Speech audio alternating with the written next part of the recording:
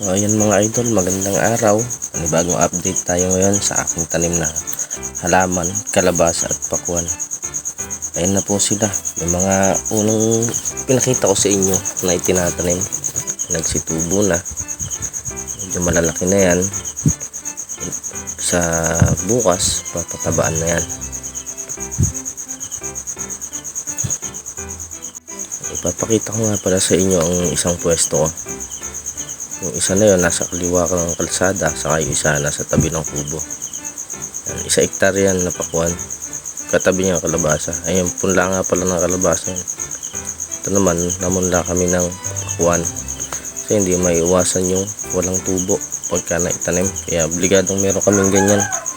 May kanya-kanya estilo na pamunla, iba naka-tray.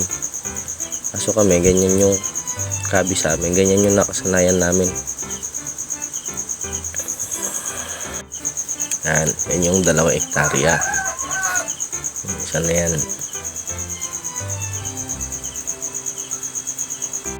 Yan naman yung kubo namin. Obligado kasing may kubo kasi yung mga gamit yan ilalagay. Tapos nagsasali-salita na lang silang natutulog. Pakita ko nga pala sa inyo. Sa nakit, ganyan talaga kubo. Pagka nagkubo ka sa pakwan, hindi mo iwasay makalat. Ito na yung isang lugar ko, yung isang lugar namin, 2 hektarya. Hindi ko pala kasi kayo na ilalakad yan, na igagala, pero mahaba yan kasi. Isang ginagawa naman ng kasama ko ay nag-uklat ulit. Kasi yan, uklatin na yan, tumubo na. Yung isa naman magpapala ng yan, aripit sa gitna, papalahin niya para hindi ganong matutubig. Kaya may mga tubig na yan, pagka ano yan, ayusin namin yan. Kailangan dyan matuyo. Ayan mga idol, pagmasdan nyo lang.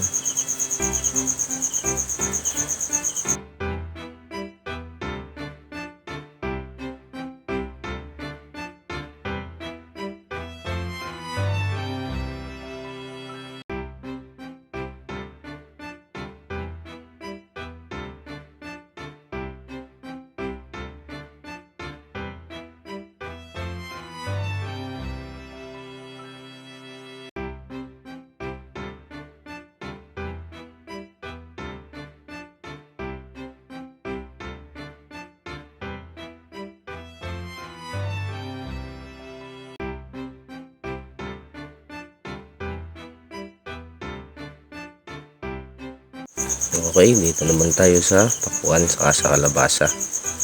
Ayan nga pala yung kalabasa. Ayan, medyo mas malalaki siya na bumulas kaysa pakwan. Pagmasdan nyo lang din mga idol. Ayan, tututok ko. Ayan, kita nyo na. Yung kabila naman, bilang pilapil, yan ang pakwan.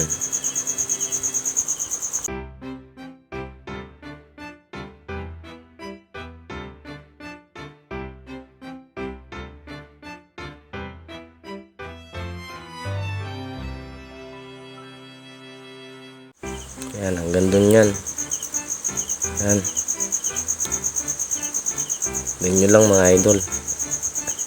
Yan naman ang pakwan. Yan, diba? Pansinin nyo, mas maliliit. Mas malakas kasi bumulas ang kalabasa. Mas malalaki yung baging sa dahon.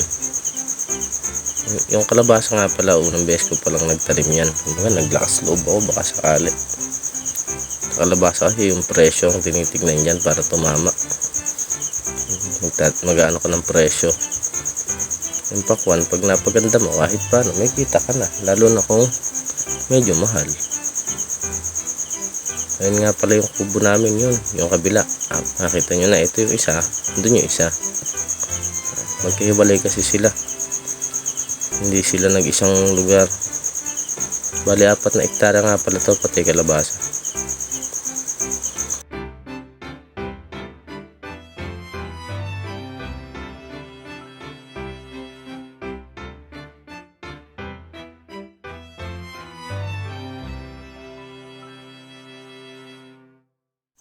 Yan mga idol, ayan naman yung isang patubig namin dito.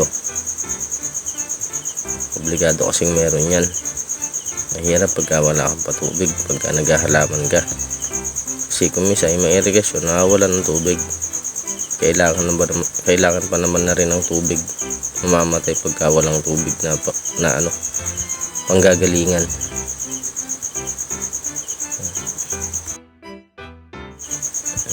Putikan pa nga pala ako. Tumawid ako dun sa nabaon yung pa ako. Habang ginagala ko nga pala yung isang pwesto ng kalabasa ko na may gagawin nga pala ako dito. Meron kasi kaming tinalim na ibang variety ng kalabasa, miracle. Gagamitin namin bulaklak niyan para pang pollinate dito sa tanim namin na maluwang. Yan, nuklat ko.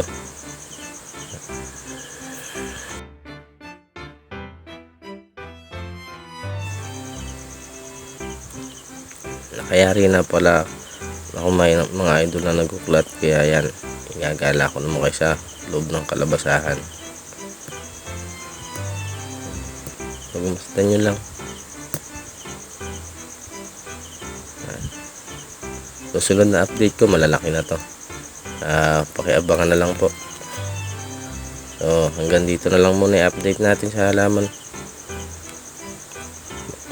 Abangan nyo na lang susunod. Pagka nag-upload ako nun, mas malalaki na. Po, hanggang dito na lang. Salamat sa panonood.